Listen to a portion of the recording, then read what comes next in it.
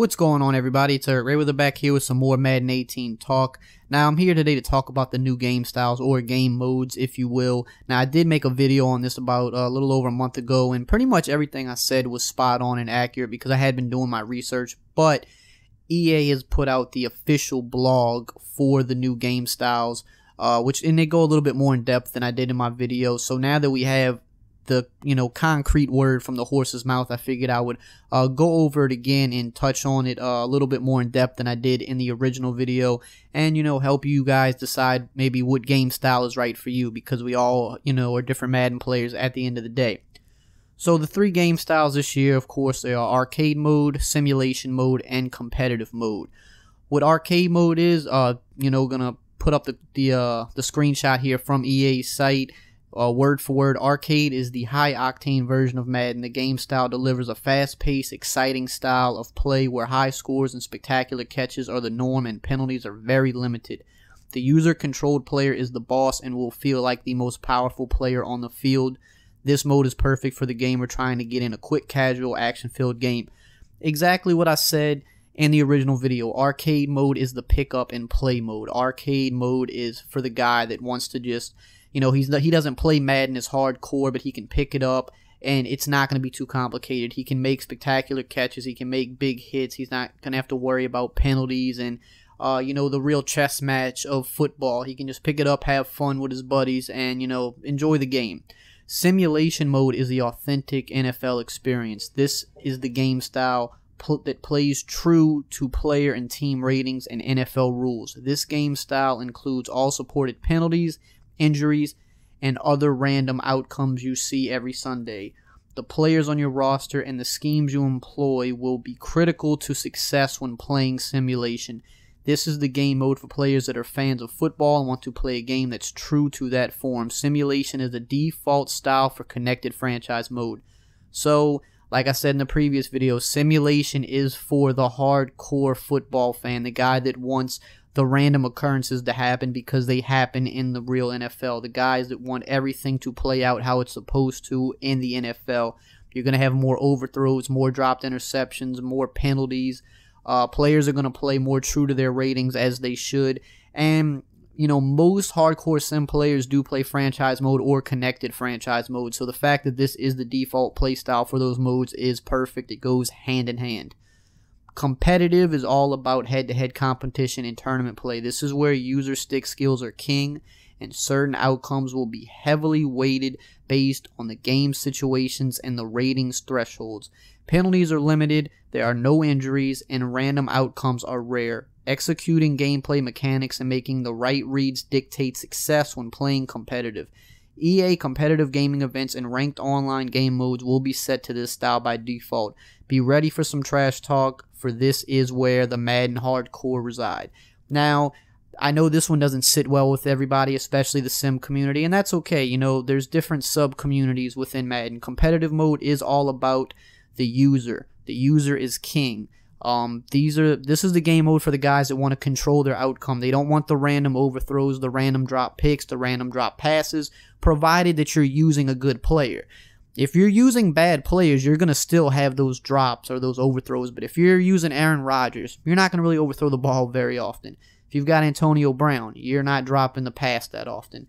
And that's how it should be, because they don't do that often in real life. No injuries, because when you're playing competitively, an injury is just a random occurrence, and it's not fair. When you're playing head-to-head ranked, or you're playing in the EA tournament for money, you don't want your best player getting injured. You don't want a random holding call, bringing your touchdown back, because those things are random and they're completely out of the control of the gamer. There's no skill in those things happening. They're just random, and they oftentimes decide games when it's no fault to the user. So that's why competitive mode now exists. Now, to just touch on some key points from each game style breakdown that EA put up for us. So for arcade, you can see it right here. User-controlled pass rushers frequently beat their blocks. Now, this was something that would happen more often just in Madden in general, but they've taken this and only allowed this for arcade mode, because if you're user and a defensive lineman in arcade mode, like I said, it's a pick-up-and-play mode. You want to be able to shed the blocks easily and, wreak havoc with a guy like J.J. Watt. In competitive mode, though, user in the D-line, like if you're playing head-to-head ranked or you're playing in the tournaments, controlling the defensive line is considered, something a bum does. I mean, at the high level of Madden, it just is. And there's nothing wrong with doing it, but when you're at the high elite level of Madden or you're playing ranked games, using the D-line is considering a weak move because, you want to be using a linebacker or a safety, taking away routes on the field. If you user your defensive lineman against a good player, he will beat you every single time because you're not able to take away his reads over the middle of the field or his money plays. You can't do that by using a defensive line when you're trying to pass rush. So I think that makes sense for arcade mode. Using defensive line should work that way, but it shouldn't work well in competitive mode, which it doesn't. User hit sticks and strip ball attempts will be highly successful. Again, arcade mode, you're going to see more big hits. You're going to see the strip ball animation work more often. You're going to see more fumbles because that's what you would expect in arcade mode. Spectacular catches occur frequently, especially by elite players. This is something the past 2 years that just worked far too often in the game. You could throw it into double, triple coverage and, make aggressive catches, and people didn't like that. It works perfectly fine for arcade mode. That's what somebody who's picking up and playing and wants to have fun, that's what they want to do. They want to throw it up, go up with Julio Jones and make a crazy catch. So, perfect fit for arcade mode. Broken tackles and ball carrier fake outs are commonplace. Again, broken tackles sometimes are very overpowered in the game, but that makes sense for arcade mode. If you got a big back, you should be breaking a lot of tackles in arcade mode. That's what you would expect. In competitive mode or simulation mode, if you're getting gang tackled, you shouldn't be breaking that many tackles. So, again, this all makes sense. It falls in line. Chance of throwing interceptions as a user is lower. Again, arcade mode, you're out there just looking to have fun. You don't want to throw picks 5 times a game, so makes sense. You can kick longer field goals, and there's a higher chance of block kicks when on defense. Again, arcade mode.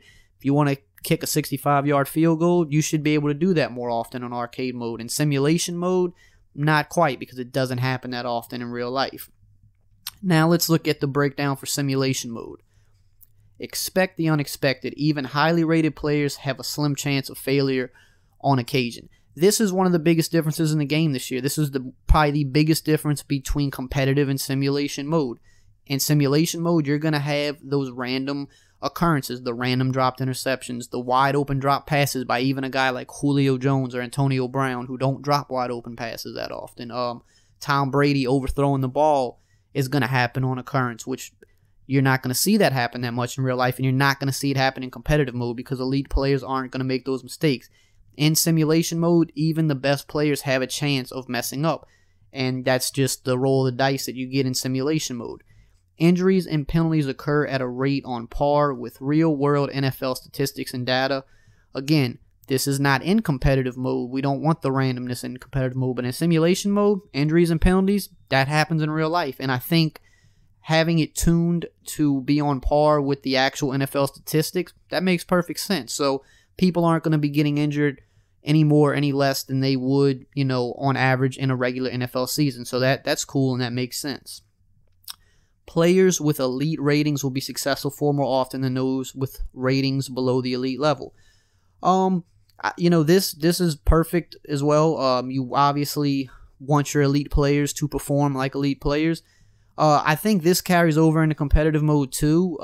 Just maybe not as high of maybe not to as high of a degree, but your good players in competitive mode aren't going to drop the balls often, and the same thing's going to happen in simulation mode. Antonio Brown's not going to drop the balls often as a guy like Ted Ginn Jr.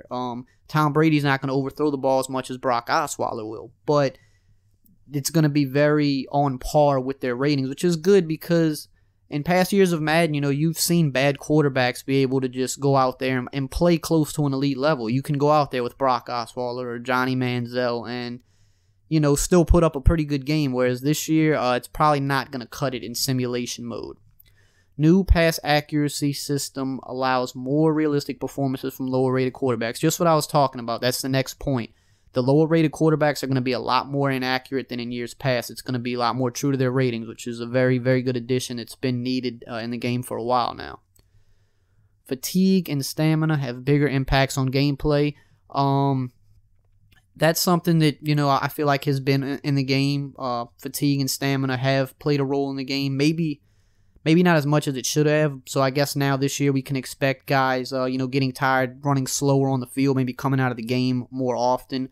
So we'll see, because I know players came out the game pretty often in the past Maddens, but as far as actually slowing down on the field, not as much. So maybe that's what they're getting at this year in simulation mode. Now, last but not least, on to competitive. Going for an interception with a wide open defensive player who has a good catch rating leads to a significantly lower chance of them dropping the ball. One of the biggest complaints by all competitive Madden players for the last decade, it seems like, if you have a guy like Richard Sherman, let's say, for example, great hands for a DB, he shouldn't be dropping wide open interceptions. He shouldn't. Earl Thomas shouldn't really be dropping wide open interceptions. These guys have good catch ratings. They have good hands for a reason. Patrick Peterson shouldn't be dropping wide open interceptions. But they have, time and time again in years past. This year, no more. If your defensive back meets a certain ratings threshold in competitive mode, which I think the catch rating is somewhere in the 70s, which is a good catch rating for a defensive back, he's not going to drop wide open picks that often, which is good. He shouldn't in competitive mode. If your opponent throws a bad pass right to your defender, you should intercept it, because you did everything right and they did everything wrong. So makes sense for competitive mode. Glad that it's been added.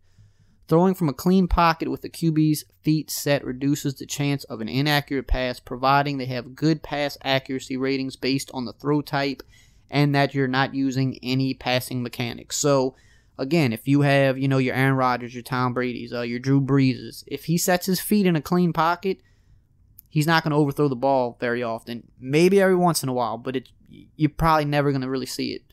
Which makes sense. Again, competitive mode. If you're using those elite level QBs, you're setting your feet, you're doing everything right, you shouldn't overthrow the ball to a wide open wide receiver. Shouldn't happen. It's happened too many times in years past. It cost people a lot of games.